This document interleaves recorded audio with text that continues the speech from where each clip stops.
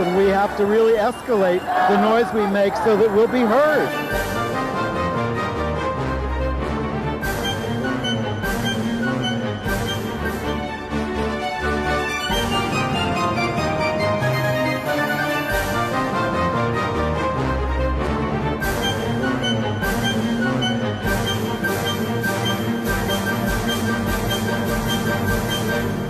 Welcome to Gay USA. I'm Andy Hum. I'm Ann Northrup, and in honor of Spirit Day tomorrow, as we're taping, and Andy's birthday, I'm wearing purple. Yes, royal purple for Spirit Day, for those of you who don't know, is about ending bullying in the schools, standing up for LGBTQ students, those kinds of things. So where people wear purple to signal our support. And yes, I am leaving my swinging 60s and turning 70 on the 19th. No gifts, but if you'd like to support Gay USA, we'd appreciate it. There's an idea. Okay, so in the news, President Biden this week addressed the Human Rights Campaign Fund rather passionately. I was delighted to see he showed up, given what else is going on in the world, but we'll get to the details of that and show you a little bit of his speech. And 25 years to the moment, just about, after the murder of Matthew Shepard in Wyoming, anti-LGBTQ violence is up sharply from coast to coast and around the world, according to new reports. We will talk about violence in Spokane, Washington, Albuquerque, and Staten Island. Mixed results for LGBTQ rights as voters opt for change in Louisiana, Poland, New Zealand, and Ecuador. We'll tell you how those elections went. And Wisconsin Democratic Governor Evers is telling Republican legislators that he will veto the anti-trans bill that they're advancing. California got its first gay historic state landmark. What could it be? And veterans of the Gay Liberation Front put on a great panel discussion at the center here in New York. They were founded in the wake of the Stonewall Rebellion, and they are keeping the spirit of '69 alive, including with a new website. India's High Court has ruled in the much anticipated marriage equality case. Mixed results. Rod Stewart is taking a stand against Saudi Arabian persecution of gay people. A South African hero in the AIDS crisis has died. And Andy will review Patrick Page's one-man show in New York on Shakespearean villains. Well, we start with the President of the United States. He gave a speech at HRC, very spirited, introduced by Dr. Jill Biden, his spouse, talked about the many accomplishments of his administration on behalf of LGBTQ people, and then he said this. But for all the progress we made, we know the barriers, the bias, the bigotry still exist. Perhaps because of the progress we've made, people want to push us back and pull us back. Over 600 hateful laws introduced across the country, more than 70 of them becoming law just this last year, denying the existence of transgender people, silencing teachers, banning books, threatening parents with prison for getting their children health care. Families across the country now face excruciating decisions to move to a different state to protect their child from dangerous anti-LGBTQ laws. I received a letter from one mom who wrote me, and quote, "I despair for families like mine who already become refugees inside our nation." Refugees inside our nation? That's how she feels, like a refugee inside our nation. This is the United States of America. And the United States Congress, extreme MAGA Republicans trying to undo virtually every bit of progress we've made. They're trying to wipe out federal funding to end the HIV epidemic, strip funding from community centers for seniors, reinstate the ban on transgender troops, ban the Department of Justice from enforcing civil rights laws, ban pride flags from flying on public lands. Who the hell?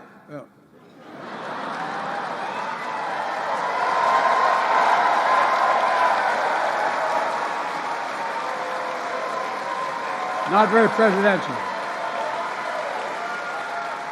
And they threaten the legal recognition of same-sex marriage.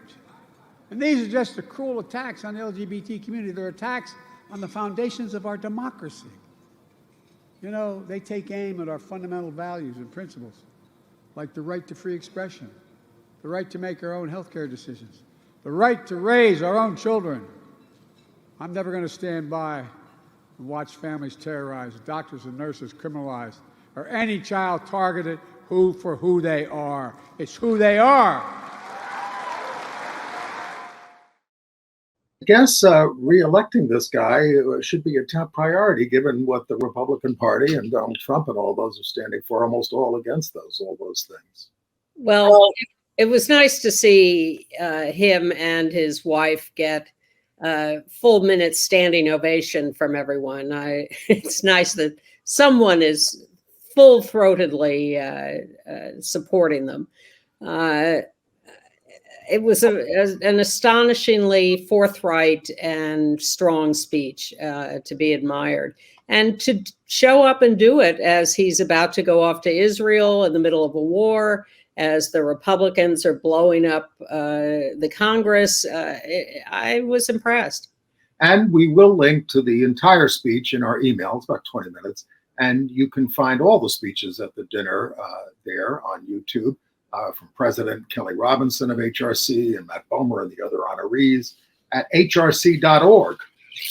Lena Waithe and Shonda Rhimes, too. Yes. And we, you know, as we sit here on Wednesday, we have dodged the bullet of Jim Jordan so far as Speaker of the House. I mean, as incomprehensible as that seems, but at least today there were 22, I think, Republicans who stood up against him.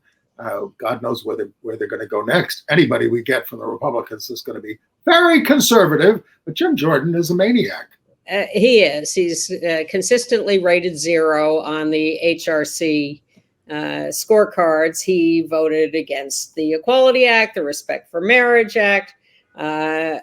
He's heavily allied with the Family Research Council and the Alliance Defending Freedom, misnomer if ever there was one.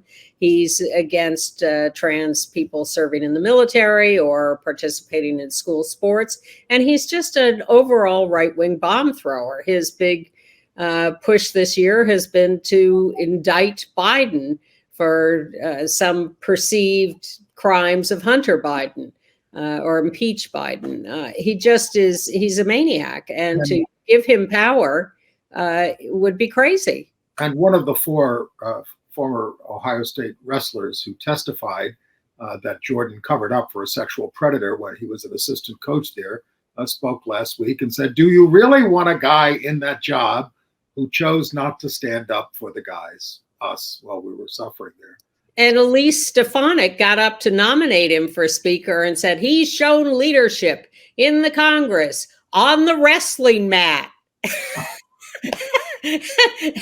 and all the Democrats went, oh! Well, where's the outrage from all the far-right zealots who were constantly labeling us as groomers when he was allowing all this to happen? Anyway. Well, it just reveals their hypocrisy and their trying to profit politically by scapegoating us. There is nothing there in their charges, and I don't know if they know it, but they certainly are not letting the hypocrisy of it stop them. No. But my favorite little political moment of the week was when Mike Pence was campaigning in New Hampshire, and someone, we don't know who, it hasn't been identified, someone just spoke directly to him in a crowd and said, when are you going to come out, Mike? When are you going to tell them about our gay relationship? I have the proof right here. But that's as far as we got. Somebody get that guy on the record. All right, we're up against a sober silver anniversary. It's been 25 years since Matthew Shepard, the Wyoming college student, was murdered for being gay. Immortalized in the play and the movie, The Laramie Project. Took Congress until 2009 to pass the Matthew Shepard and James Byrd Jr. Hate Crimes Prevention Act. These days, state legislators are engaging in hate crimes against us. President Biden spoke out on the anniversary of this on October 12th. As vice president, he helped enact the federal hate crimes law. And in his statement, he said, as threats and violence targeting the LGBT community continue to rise, our work is far from finished. And of course, called for passage of the Equality Act, which we're not getting a vote on in the Senate, as Chuck Schumer promised. Well, the sad and astonishing thing about the reports on the Matthew Shepard anniversary is that young people, including in Wyoming, asked about their memories of Matthew Shepard, said they had no idea who he was. They didn't know who they were talking about. And I was never more dumbfounded than when a friend came home from Cambodia, where they had the killing fields and the genocide of like millions of people, and most young people were not aware of it, of what happened. It's a terrible thing. The human ability to ignore history and proceed blindly through life is what gets us in all this trouble. Well, the FBI has released statistics on the trouble we are in. The 2022 crime stats were released and documented a 14% rise in crimes based on sexual orientation and a 33% rise in crimes based on gender identity. Now, that's not news to viewers of this show, but the incidents involving intimidation were the most often reported bias-motivated offenses, followed by simple assault and then vandalism. Race, religion, and sexual orientation were the top three bias categories, primarily anti-Black, anti-Jewish, and anti-gay male. And they're all up. And I think you can trace it directly to the inflammatory rhetoric we've been listening to nonstop for the last couple of years or the last several years from Republicans. And it has just unleashed the hatred to act. Going back to Charlottesville and that. Right. I watched that documentary. It was terrific. No Accident on HBO about Robbie Kaplan, the lesbian attorney who brought the suit for conspiracy to the people who went down there and caused all the violence and killed Heather Heyer.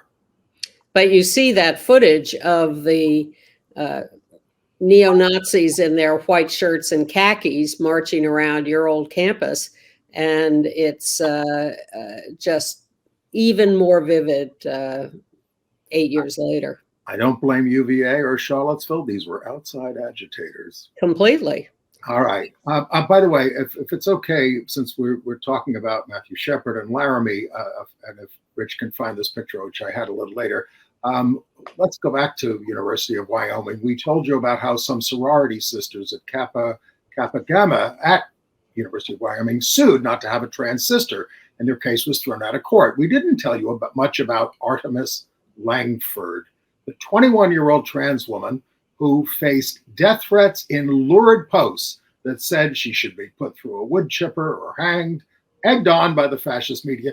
Caitlyn Jenner called her a perverted, sexually deviant male. Meghan McCain said this is an invasion of women's spaces by biological men. But Artemis had the support of most of her sisters and her sorority sisters and her father. And this was, again, all in Laramie where Matt was killed. The sisters who stood by her were severely harassed as well. So this is her getting the news that the lawsuit was summarily dismissed in federal court. And what she said was, maybe now I can just be me. That was the lawsuit brought by the hateful sorority sisters against her. This comes up now because there is a really in-depth, comprehensive piece in the Washington Post this week or last week that goes through the whole case and all this horrible stuff that happened to her. So you might want to look up the Washington Post piece on Artemis Langford. I will link to it in our email. Excellent. Okay. All right. And we're talking about the trans people we're still losing. In Albuquerque, trans Latina Sherin Margery, 35 years old, missing since September 16th, was found dead alongside a road. And her purported killer has been arrested.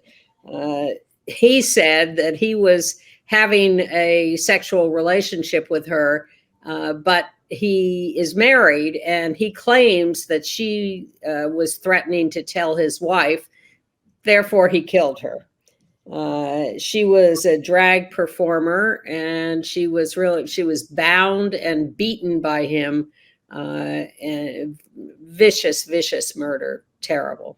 And in Milwaukee, Black trans choreographer China Long, 30 years old, was shot to death on October the 8th. Her family organized a vigil on October 12th. She was passionate about dance, born in Milwaukee, but attended the Atlanta International School. This is the 29th trans or gender nonconforming person killed in the United States this year. 24 were of color. And also in this case, a man has been arrested for her murder. This is all in advance on the cases where the police pay no attention and never get around to finding anyone who is a perpetrator. In Wisconsin, the heavily Republican House in Wisconsin is advancing passed a bill to revoke the licenses of doctors who do trans youth care, and another bill to forbid trans participants in school sports, revoking the licenses of doctors who provide care to youth. That's what they're up to. Now, the governor is threatening to veto these bills, and I think Tony Evers, sorry. And I think he can do that. I think they have a huge majority, but I don't think it's quite enough for them to overcome his veto. Oh, I hope so. The Republican Assembly Speaker, Robin Voss, compared being transgender to mental illness and gender-affirming care to getting a lobotomy. Now, Republicans there are backing off their peremptory impeaching of the newly elected state high court justice, who was more progressive, who they worry about, Janet, I'm trying to remember, Prostowich, I think. But, so that's a positive sign. We don't know what they're going to do in the future. But I heard a disturbing note in New York. We have a new associate justice of the high court, Caitlin Halligan. She has recused herself from the redistricting case, jeopardizing the new lines that would be more favorable to Democrats. So I'm worried.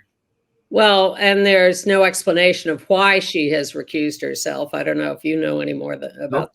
No. Okay. Well, she was Solicitor General. So anyway, all right. In Florida, another loss for Ron DeSantis. Federal Appeals Court refused his request to let his anti-drag law go into effect while the case against it proceeds. Challenge to the law was brought by Hamburger Mary's, a drag-themed restaurant chain. DeSantis's lawyers argued that holding up the law is doing irreparable harm to Florida. The court said the law is likely to be found a serious chill upon protected speech. Well, I like the fact that these judges are doing good things, but more about judges in international news. All right, where shall we go next?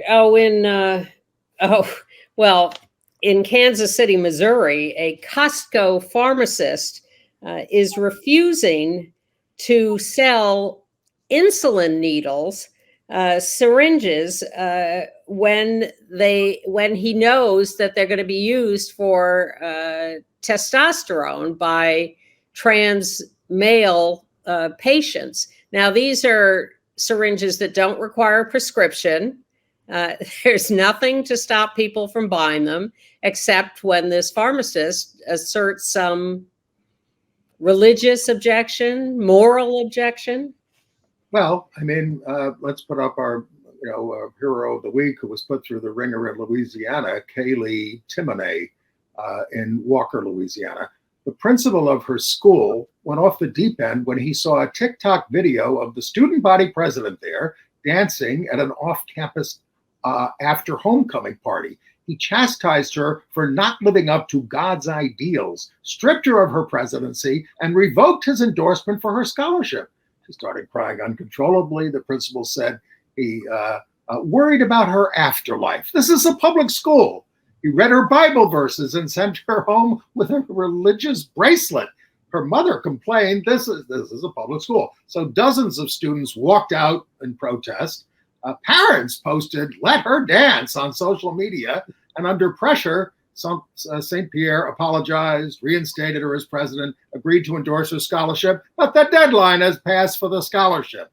So he has agreed to take off the rest of the school year. I think you ought to pay for her education too. That's a good idea. Yeah. I mean, really, a public school. And staying in Louisiana, they've elected a far-right Republican governor. Jeff Landry, the current attorney general, got more than 50% of the vote in the open primary, so he's the one. He doesn't have to have a runoff. He's going to replace Democrat Governor John Bell Edwards, who held the line for us, who's term limited. He vetoed anti-LGBTQ bills, sometimes overridden. We are without protection in Louisiana now.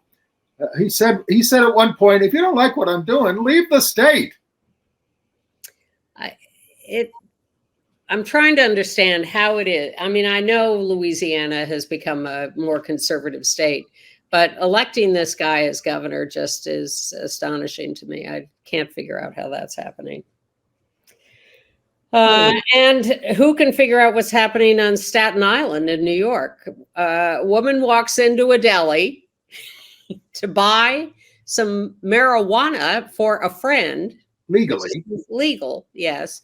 And then has a little, is on the phone with a friend asking what exactly she wants, and then trying to discuss it with the guy behind the deli counter. And somehow he gets into his mind that she is trans, which she's not, but she's bisexual. I don't know if that's relevant, but he read her as trans, got furious at her. She wasn't doing anything. And he proceeds to attack her, beat her, and drag her out of the deli by her hair.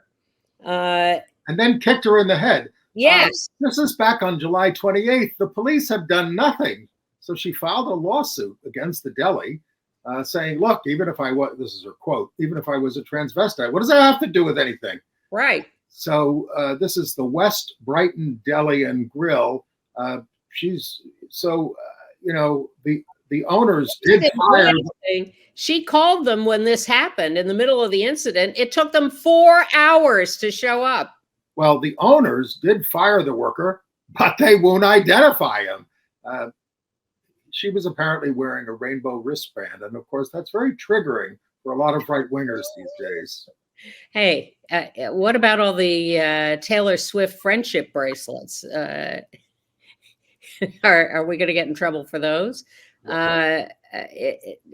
He's on video doing this to her and kicking her in the head. I think they should be able to figure out who he is, even if the elder will not. In Ham Lake, Minnesota, hundreds of Muslim parents are threatening to pull their kids out of a charter school if the administration doesn't remove LGBTQ children's books from the age-appropriate K-5 anti-bias curriculum. 200 of 1,000 kids were kept home in a 4-day attendance walkout. Now,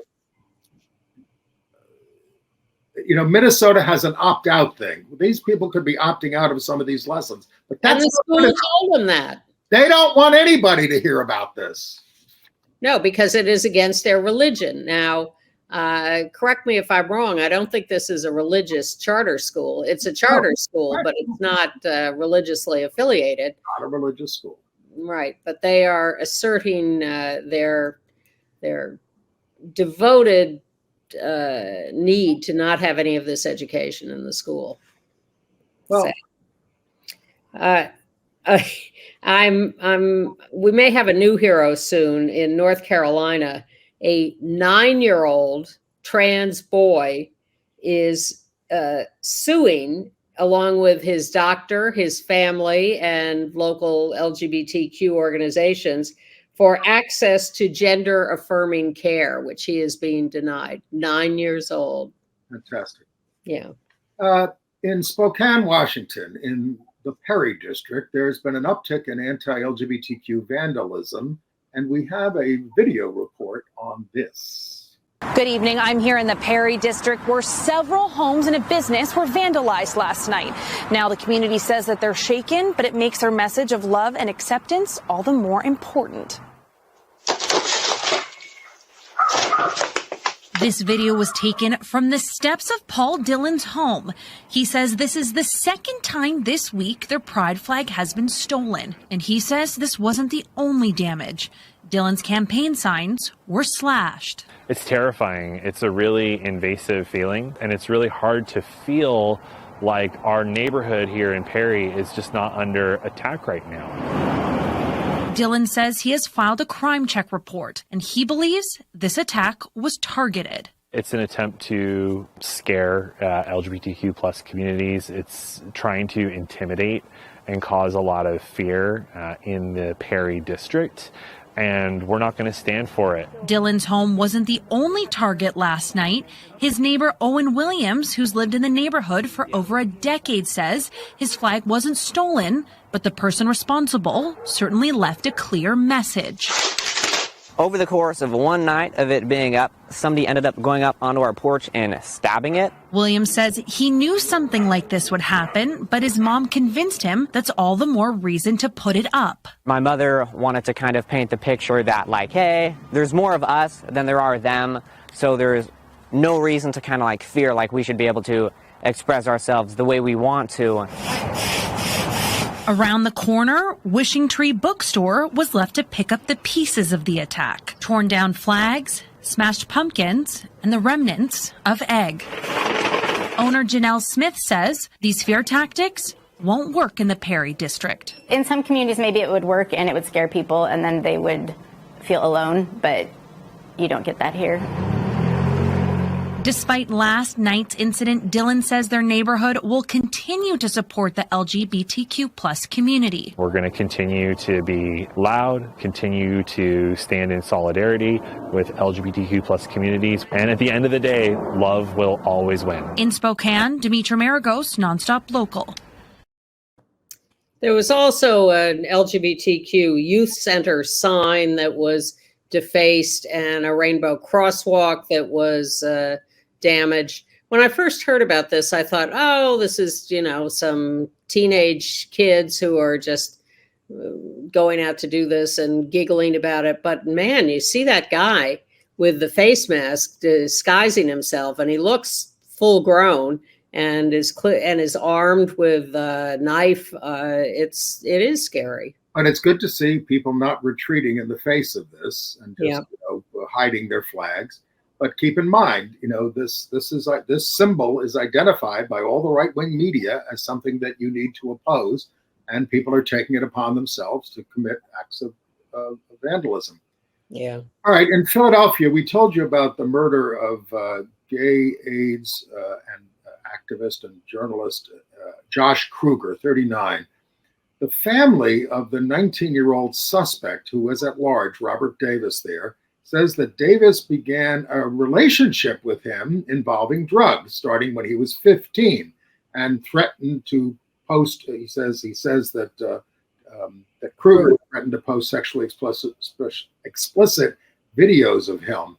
Now, this is all alleged by the family. They also said that the alleged perpetrator had mental health issues. And that's the kind of thing that's just all going to have to be sorted out at trial if they ever find him. Yeah, it immediately called to mind the Ed Buck murders in LA, where he would entice young Black men, mostly with offers of drugs, and then exploit them sexually. But again, this is it's like we don't know. We don't know. The family could be putting this up because it'd be the best defense that, it's sort of a gay panic defense that the kid has. But if he was exploited when he was 15, that's terrible. Yes, but a lot to sort out and no way for us to know the real details of this. How about that Governor Newsom? So he vetoed 3 pro-LGBTQ bills citing ambiguity. They would have done things like required insurance plans purchased by California residents to cover gender-affirming care and abortion, would also prohibit health plans from instituting copays for specific preventive health services. He says he supports the goals, but we could get sued over this, and it might not comply with federal and state law, so it could be worse if we let it go into effect. He also outlawed one outlawing employment discrimination based on family caregiver status, something LGBTQ advocates wanted because many of us have chosen family members that we may not be legally related to. He said it's ambiguous and it burdens small businesses. But he did sign a bill ending school book bans based on racial and LGBTQ content, calling it long overdue, and that takes effect immediately. And did he have to sign the honoring the Black Cat Bar as a statewide historic landmark? I don't know, but I was I didn't know about all this history. Black Cat Gay Bar in LA. This is now the first historic landmark that honors LGBTQ history statewide. It was raided by undercover police on New Year's Eve and Day, 1967. The cops trashed the place and arrested 14 at the Silver Lake Bar. 6 were booked for lewd conduct because they were kissing.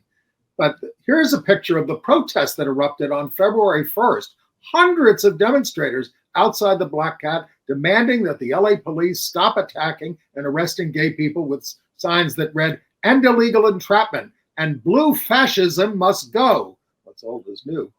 More than 2 years before the Stonewall protest, organizing using phone trees, but neither arrests nor protests were covered in the mainstream press.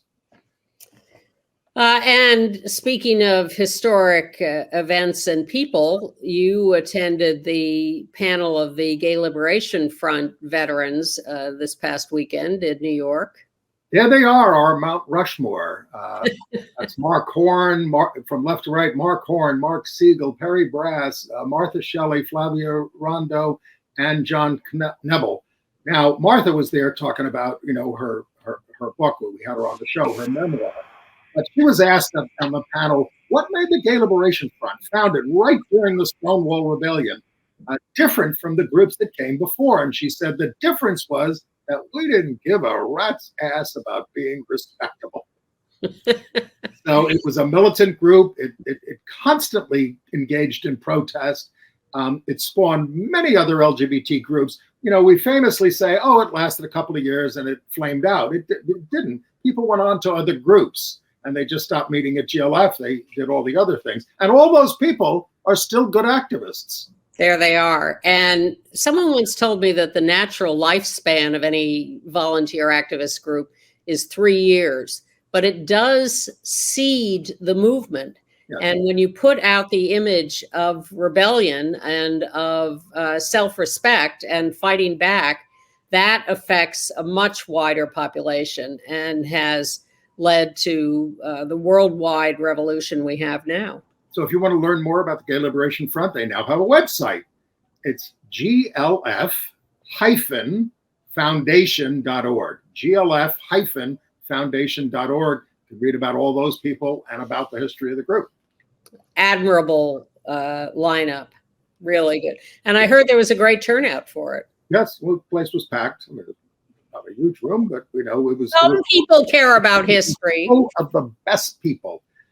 Anyway, in Philadelphia has joined cities declaring themselves sanctuaries for gender-affirming care. Mayor Jim Kenney's executive order says the city resources will not be used in investigations that would punish anyone seeking gender-affirming care in the city. It makes the care available in city jails. And if the state or federal government bans gender-affirming care, they're going to look at not enforcing that. Oh, okay. All right. A couple of other significant people that we lost this week.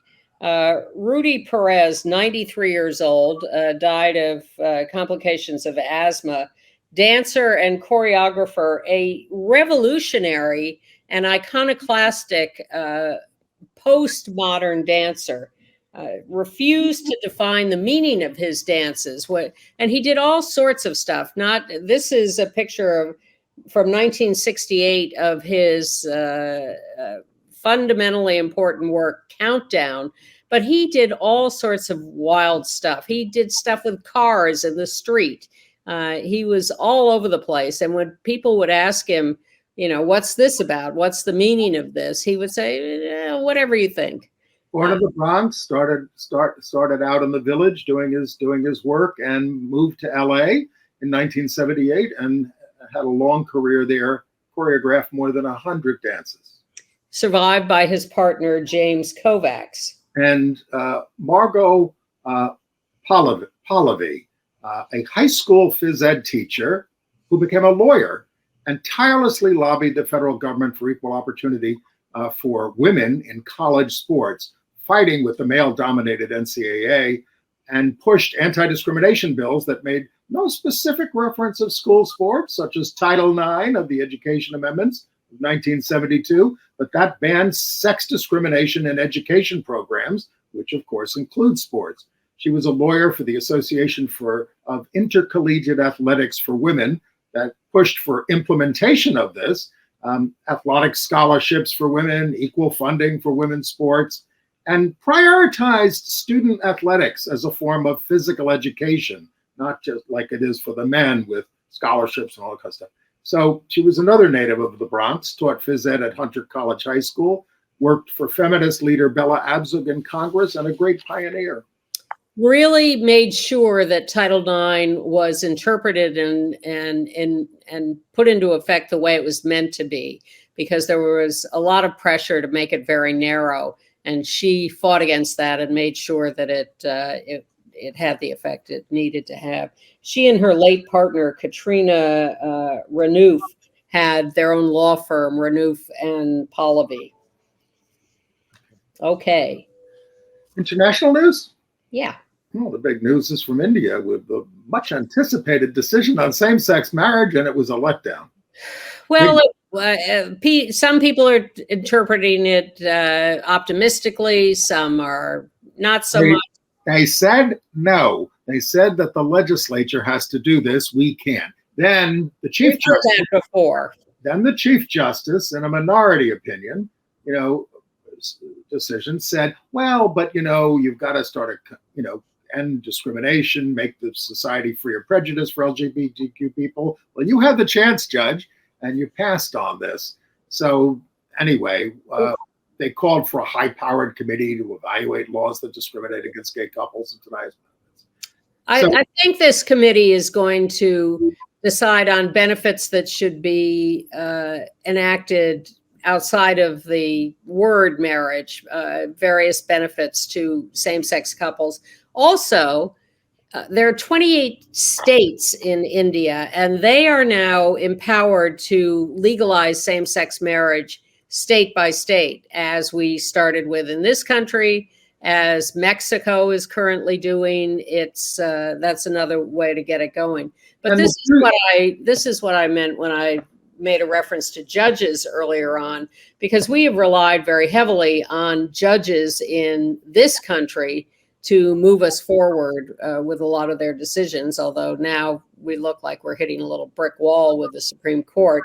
And in India, we got only so far with the judges. The judges decriminalized homosexuality a couple of years ago, but we're not willing yet to take the step on marriage.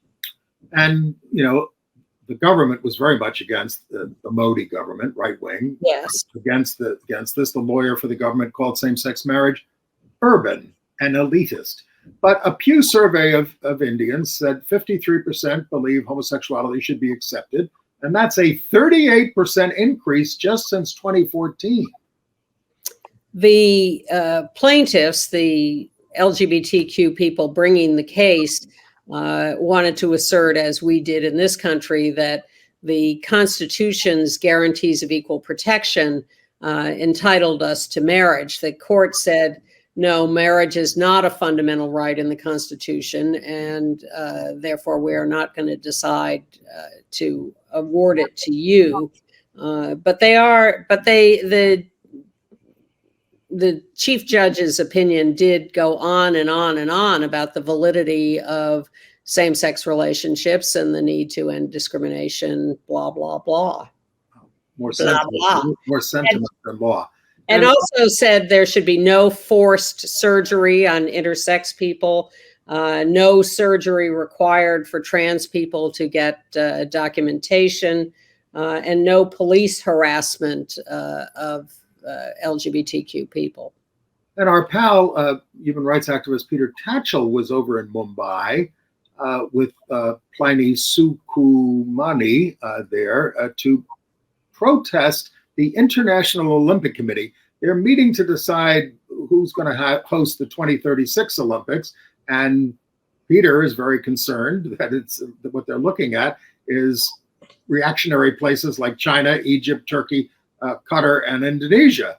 So he was over there to protest, and they put him under house arrest in his hotel for more than 24 hours. Wouldn't let him leave. Wouldn't let any food or anything come into the room. It was a little dicey there. You got to get the Foreign Office from Britain to spring him.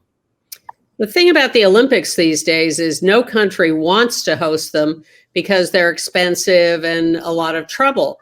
But these fascist countries want to host them because they can get some street cred from hosting an international event. Sports washing. Exactly. So, yes, there are bad countries who are the candidates. And this is going to be the 100th anniversary of the Berlin Olympics, the famous Hitler and Munich. Yeah. Right? No, Berlin. Munich was 72. Yeah. Okay. The World Bank is working to ensure gay and trans Ugandans are not discriminated against in its programs before resuming new funding, which was halted in August over the new worse Kill the Gays law. Now, they've already got $5.8 billion worth of programming there in Uganda that they're not taking away. But they want to make sure things like their employees are not going to get arrested in Uganda under these laws. Well, of course, nobody should. Yeah, but they say, at least they're talking and making a little headway with them. In Japan, a court has ruled unconstitutional the requirement of surgery for gender change on documents. So that's a step forward. And in Hong Kong, a court has ruled that same-sex couples married in Canada and the UK have rights to public housing in Hong Kong, which requires some legitimization of your relationship to be entitled to public housing. And Miss Universe is going to feature 2 trans contestants in November, Miss Portugal, and we already told you about Miss Netherlands, the contest. All right, Poland. This is the big story. Well, on top of the India story. Go ahead. Well, they held a big election for a new government, and much to our amazement, the gay center leftists party looks like it's going to be able to organize the new government because the center left parties won more votes than the current fascist, horrible right-wing government that's been in power for some years now. The right-wing government got the most votes, but only about 36% of the vote. So they're not going to have enough to organize a new government, but a coalition of the more progressive parties is going to be able to organize that. Now, I've noticed in the coverage, and there's been a lot of it, that no one has identified Donald Tusk, the leader who's going to be the new president, probably right there, is gay. Fantastic. It's been left out of all the coverage. See, once again, the mainstream media is afraid to say that he's gay. And he's a former prime minister. Yes. But now he's not the president, which is another office. And the right-wing president serves until 2025 and can veto some of the things this government does. And of course, this right-wing government, the Law and Justice Party, whatever the hell it is, they have rigged, things, to really slow down any massive change. But it's still a very encouraging win. It is. I was amazed that those results were announced and not buried in some way. And Ecuador, on the other hand, dumped the leftist government and elected center-right Daniel Nabayo, a banana executive. His running mate was very outspoken against LGBTQ rights, but he has to build a coalition government. And New Zealand took a turn to the right in elections, rejecting the Labour government of the former Prime Minister Jacinda Ardern and Chris Hipkins, who was in office, amidst inflation and other economic concerns. So this National Party led by Christopher Luxon will hurt a lot of people in terms of social programs. They say they're not going to look back and try to do anything about marriage or abortion. And a little sad news from Nepal, where the lower courts are not honoring a Supreme Court order to recognize same-sex marriages. Yeah. I don't know what the lower courts have to do with it, but evidently they are stopping same-sex marriages. And in Turkey, President Erdogan doubled down on homophobia, the issue that got him reelected, despite the earthquake and his mishandling of it. He said he does not recognize LGBT and announced a crusade against what he calls perverse trends that aim to destroy the institution of the family. Oh, boy. And in Manila, in the Philippines, a drag performer was arrested for offending religion. Why? Because he dressed as Jesus, dancing to a rock version of the Lord's Prayer. Well, there's a law there, against offending religion. So yes, that's not a thing that we had a picture of him. It's a little out of order, but there it is. Anyway. Yeah, sorry, I jumped to him. Rod Stewart turned down a gig in Saudi Arabia over the country's anti-LGBTQ rights abuses. Homosexuality carries the death penalty there. He said, I'd like my choice not to go to shine a light on the injustices there and ignite positive change. The rock icon said, I'm grateful I have a choice whether or not to perform in Saudi Arabia. Some of these citizens there have extremely limited choices, women, the LGBT community, and the press. He turned down Qatar 15 months ago for the same reason, $1 million. Saudi Arabia offered a lot more. But by the way, because they found they can buy half the golf tours by offering them a lot of money. Back in 1976, Rod Stewart wrote a single, The Killing of Georgie, Part 1 and 2, inspired by the murder of a gay friend way back when. Well, thank you, Rod Stewart. Very insightful of you. Okay. All right. Shall we move on to HIV and AIDS news? Yes. Well, I'm very interested in this new report out of the CDC about the use of PrEP, pre-exposure prophylaxis, taking a pill to prevent acquiring HIV sexually or any other way. So they have put out a report, the CDC, about the usage of PrEP because it's been a very slow uptake. People who don't have HIV don't want to take a pill every day to prevent getting it. So it's been a slow uptake of it. There is an injection you can take. I think it's every 3 months. Yeah, well, however you're doing it, it's been slow to catch on. And in fact, in 2019, 23% of those who were considered at highest risk were using PrEP. 3 years later, last year in 2022, that had gone up to 36%, which is a nice jump. But here are the things to look at. First of all, we have three charts. The first chart shows, breaks it down by race on who is using PrEP. And it turns out that 94% of the white people who are considered at risk are using PrEP, whereas the next line down, 24% of Latinx or Latino people are using PrEP. And finally, at the bottom, 13% of Black people are using PrEP. This is a shocking discrepancy. Yes. And 40%, next chart, I think.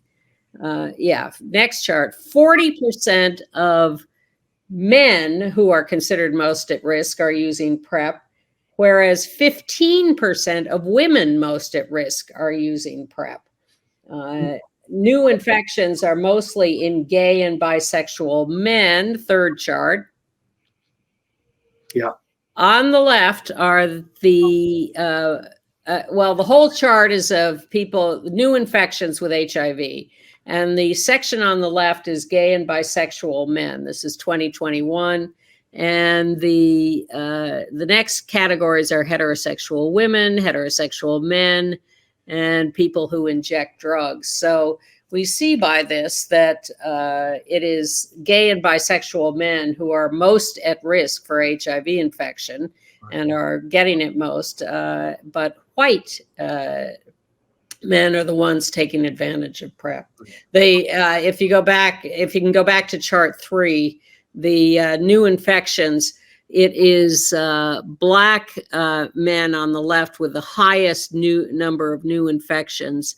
And then Latino men are the blue line, the next highest number of new infections. And the third pillar there is white men getting new infections. And the CDC came out with a draft proposal recommending the antibiotic doxycycline as a morning after pill, like PrEP, after an unprotected sexual encounter to prevent chlamydia, syphilis, and gonorrhea. Some clinics have already started providing it. It's recommended for men who have sex with men and trans women who have had a bacterial STI in the past year or who are otherwise at increased risk. Remember, this doesn't protect you from Mpox and herpes or HIV, for that matter, a lot of other things. But this is now becoming a mainstream thing. Take an antibiotic as a morning after pill if you've had an exposure that might be. Or use protection in the first place. Correct. How about those condoms? How about them? All right. Well, we want to mourn the death of Dr. Jerry Kuvadia. Is that right? Yes, 83 years old. South African. He was a legendary activist on HIV and AIDS issues in South Africa. He bucked the establishment on mother-to-child transmission. He said, all this thing about don't breastfeed because you'll transmit HIV. He said, there's really very little of that. The more important thing is that pregnant and new mothers should be taking drugs like it was AZT for a while to prevent transmission to their newborns. And he succeeded in turning around the common wisdom about how to prevent mother-to-child transmission. Now, he was famously a big anti-apartheid activist, and of course, very aligned with the ANC. But when Thabo Mbeki came along, he's an HIV denialist. And when South Africa hosted the International AIDS Conference, Mbeki gets up there and is denying HIV is the cause. And then he was running the thing, and he was put under pressure to have the health minister close out the conference. And he said no. He had Nelson Mandela do it. So he certainly paid a price for this. To not have this denialist person. But he did terrific work, and he helped roll out the world's largest HIV treatment program once they got rid of Mbeki. And he, when he due to his activism, he got his house bombed. So this was a very brave guy.